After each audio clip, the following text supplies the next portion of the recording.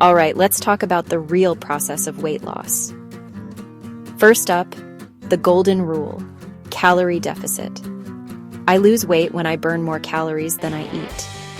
For example, if my body needs 2,000 calories a day, but I only eat 1,600, my body taps into stored fat for energy.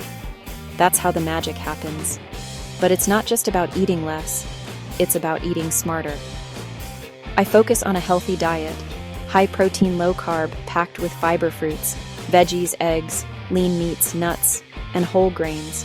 I steer clear of junk food, sugary drinks, and deep-fried snacks. Trust me, my body thanks me for it. Next, exercise. I mix cardio, running, cycling, with strength training. Cardio helps me burn fat, while building muscle means I keep burning calories even when I'm just chilling on the couch.